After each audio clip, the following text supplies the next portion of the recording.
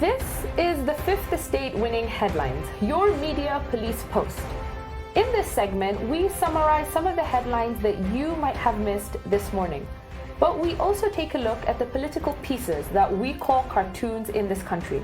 Today is the 18th of April 2019, and I am 2J. I am Tuam. And I am Miss K, your host. Again, in case you missed it, this is Winning Headlines. Let's take a look at today's headlines. All right. Daily Nation, Kenyan woman financing Iraqi terrorist group. The Standard, web of shame in lost millions. And The Star, Ruto raids Raila Joho territory in race for 2022. Wow. I think we start here. No consensus today? No, definitely no consensus, but that is the way we are. Daily Nation, Kenyan woman financing Iraqi terrorist group with a picture of her looking so young in her 33 years, Halima Aden, in a Mombasa court in 2015. She's only 33. Yes. But I guess they're getting younger and younger, and I think that's the point. That's what they want. I don't know. I found it very interesting that of these I'll say 6 individuals and 1 organization that were named. 5 of them belong to one family, and then we have our very own Halima Aden, who they say belongs to Kenya, because all the rest are Iraqi. Yeah. But I think this comes off the press of a CIA report or some kind of statement. So maybe this is Kenya doing their part for world security. That's probably how I would see it. But I wonder, how long can someone be on the eyes of our intelligence services, and then it takes another intelligence service to come and tell us that this person living amongst us is a threat? No, I don't think that's the way it happened, because it was clear to our investigatory and prosecutory arms that she is a threat to our own security. But she's still with people. She lives with amongst. Yes, because unless we're going to pass the buck through the judicial chain, so we can say that they investigated her. In fact, she was among the Al-Shabaab brides that were caught. She has been stated as funding and recruiting for Al-Shabaab, and she was arrested, arraigned in court, and a case was heard. But it was the judiciary that acquitted the Al-Shabaab brides and her with them. So do you guys think that this is indicating a new change in the face of what terrorism looks like? Oh, definitely. Oh, absolutely. I mean, historically, or rather like lately, it's been focused on men. And now we're seeing lots and more women coming out of the woodwork. The feminization of crime. Definitely. There's definitely a feminization of crime, and not just crime in general, but the role that the women play in those crimes. I mean, before you'd have camp followers, and by camp followers we mean that's literally what it means. As the men in the criminal network would move from place to place, the women would follow them, giving support services, if I can call them that. I'll be your wife, I'll cook your food. But now we are having them take on leadership, critical, strong roles that are hierarchical and quite high up. I mean, who would think a 33-year-old woman from Nairobi, Kenya, would be financing Islamic State in Syria and Libya, and maybe that's part of the point, you know, as they begin to take on new tactics.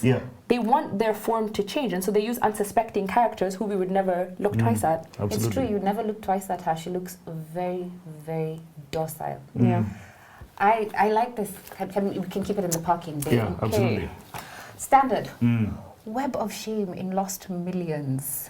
I'm really proud of the Standard. Their headlines are getting so just to the point. I know, it's very effective. This one I did find as good as the story is, I felt that it was a bit long and convoluted, maybe a bit sensationalist. But this is a good headline. You know what I like about this? Not the headline as such, but the story. Okay, give us context. Someone, I think the NLC chairman, Swazuri, has been named in a conduit to be in a conduit of people that take bribes, right? After giving money for well, they were compensation doing of land. Compensation for land for doing the infrastructure that we require and that is necessary and that we see. So they're building bypasses, and they needed to compensate the people whose land they were claiming so that they could put in the infrastructure that we need. And that is a legitimate activity. But in the process, they were receiving kickbacks. So overvaluing land in order to receive large chunks of money. But what I like about the story is not because they were receiving kickbacks. It's because someone has taken their time to do an investigation, prosecute it, and then you can later tell us in the media that someone has committed a crime. These are the facts. But our friend in Karura I'll not say who he is. He gets a case, he gives us the facts, and he plays in the court of public opinion. Yeah. And there's no arrest. No arrests are made. Yeah, so still waiting for the arrest. We're waiting for Aurora and Kimwarere. What happened? Absolutely. I know. In fact, today is the last day before Easter, and we were promised arrests. I don't know, where are my arrests? What happened? What's going on? Yeah, so I mean, on that point, I think we have to give congratulations to the EACC. Yes, they're doing their job in quiet. I know that the DCI makes it hard for them. Yeah. But they're doing a very good job, and they should keep up with that. Absolutely. And now they've handed over, at least, to the prosecutorial and to the court. Absolutely. Let them make a determination of what actually happened to that money. Yeah. Is this parking bay? Parking bay. Let's put it in the parking bay. Today it's tricky. Yeah. The Star, Ruto raids Raila Joho territory in race for 2022. It's a very difficult headline to read.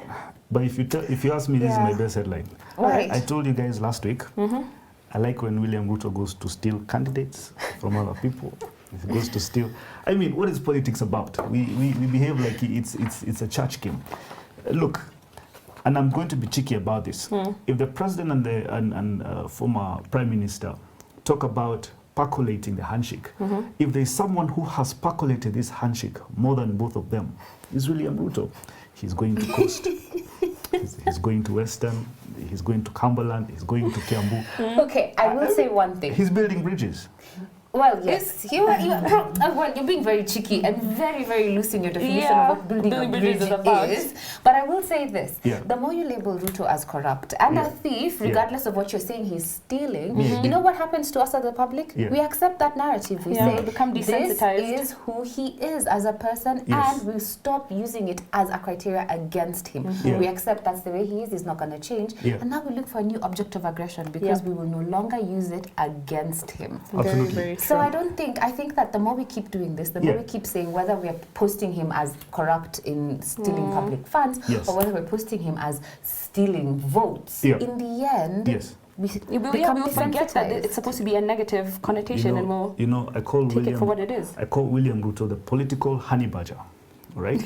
Because you know what a honey badger does. A honey badger is such a relentless animal. Resilient, if I could call it. Resilient. It goes to steal honey from a beehive, and it's stung, and it keeps going. It's still eating. It even eats a cobra while it's dying. Right? And blacks out for a couple of hours, wakes up again and keeps going. From the poison and continues eating the same cobra. Then what you're doing is then showing him as a resilient person that doesn't matter what you sling at him. Absolutely. But if we bring it back, Ms. K, part of our criteria. I will leave the part of the criteria. Let's say the whole criteria. Bring them all back because today we are hung and we have to make a decision. We have a 3-part criteria that we use to break down the headlines for you. We ask ourselves 3 questions, and we're going to ask ourselves and make a decision about these 3 headlines because we can't keep them all. Are these headlines topical or are they speculative? Are they repetitive or are they groundbreaking? And finally, are they thoughtful or just plain lazy? So, what are we going to say? I think these are all topical. Okay, well, yes, they're all topical. These are all new stories, new headlines. I do not like I feel like this is repetitive. Yeah. I feel like this is repetitive because we have pushed that narrative for he's stealing votes, he's stealing things, he's always stealing. And I think just basic for readability, this is difficult for me to read. Yeah, I think the Star needs to catch on with what the Daily Nation and Standard are doing. Reduce your headlines. Ruto continues stealing candidates. What I can say is this. Of these 2 headlines, this is a good headline. Web of shame in lost millions. It's a good headline. However, I have to go with the Daily Nation for this reason. Part of the role of the fourth estate is to take away our ignorance, to lift that veil of ignorance that we as a public have and show us something that we didn't know or a connection that we didn't see. I think that this story, showing us the feminization of crime, showing us the face of a lady who is so high up in terror networks that she's been recognized negatively by the United States, lifts our veil of ignorance. I agree.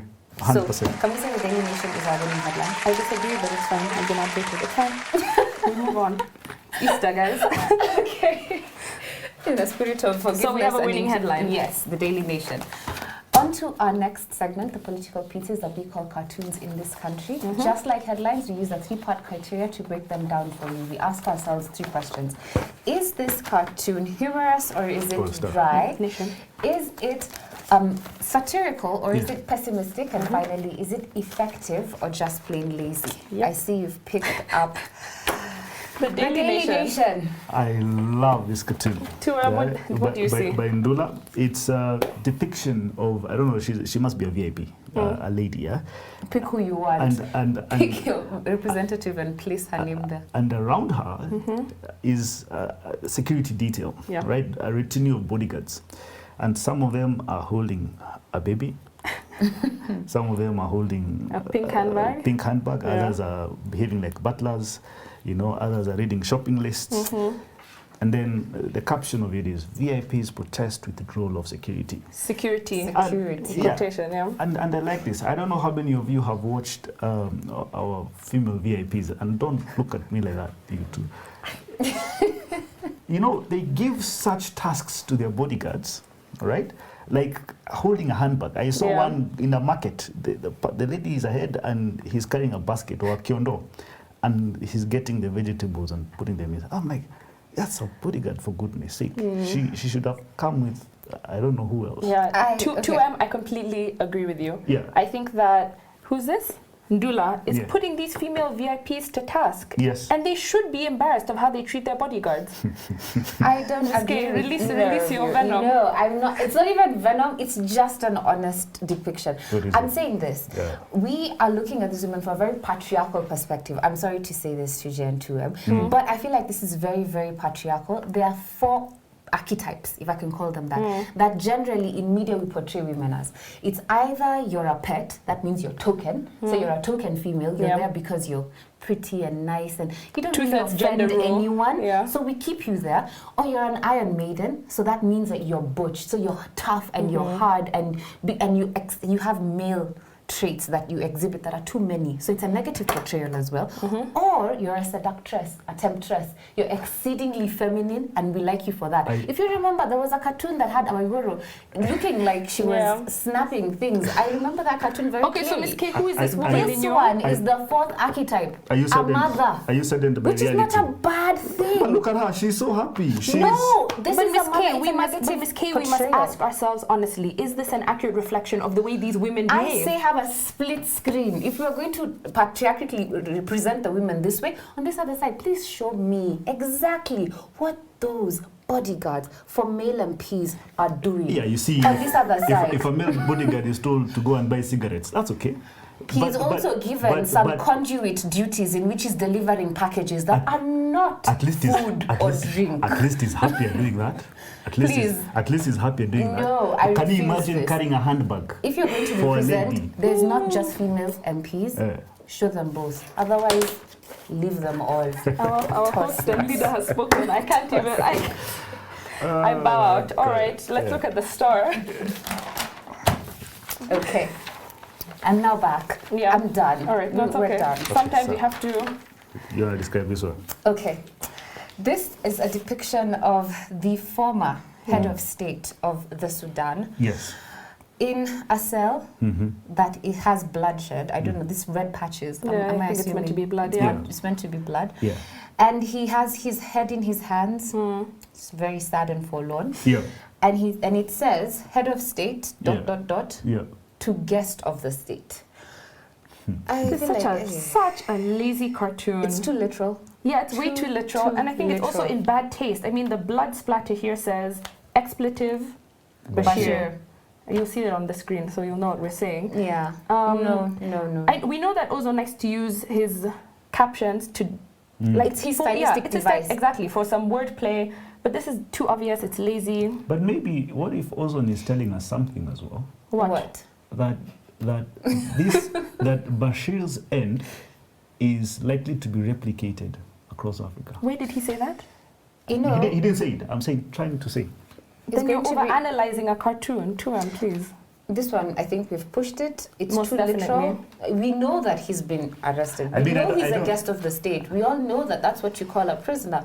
So you don't have to lay it out too late. So yeah, toss it. All right, and finally the standard. Oh, Gado. Right? It's a caricature of Deputy President William Ruto being interviewed by a man whom we will not mention. From the media. From the media.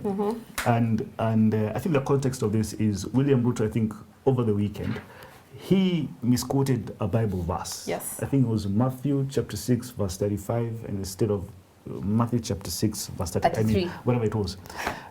But then, in the interview, he's saying, even the Bible says, those who stole will be pardoned, and those who oppose will be condemned.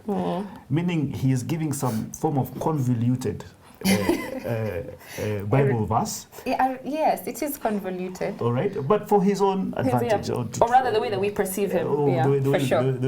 And I like this because it's a bit sarcastic. It's a bit cynical. But what I also like is Gado always has this little person. Yes. I don't know, he's the sayer of the truth. I don't know if you could call him that. Yeah. And he says it's from the King Bill version, so it's not the King James version. And it's from the book of Hustlers, chapter 6, verse 35. I loved that. I really loved that. Such a nice addition. Yes. This little caption down here was the funniest thing. Absolutely. I think this is a fantastic cartoon. It's effective, it's satirical, it's humorous. I like it. What else are we? It's everything. I say this is our winning cartoon.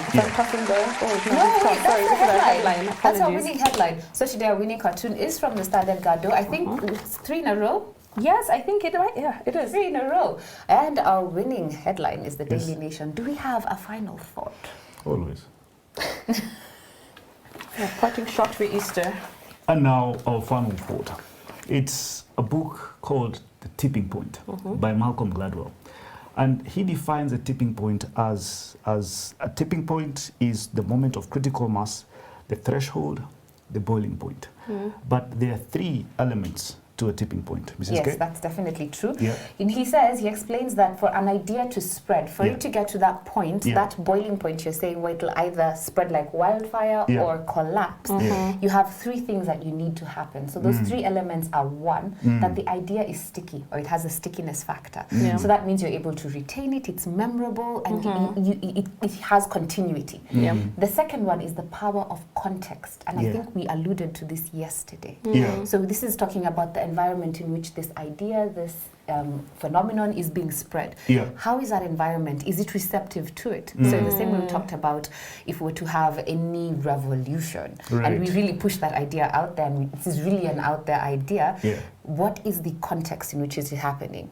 And then the third thing is something we've also alluded to is what he calls the law of the critical few over the trivial majority. And here he identifies 3 types of people who are needed for this idea to tip. Yeah, so do you want to tell us about these 3 people? Yeah, so those 3 people, they are the connectors, the salesmen, and the mavens.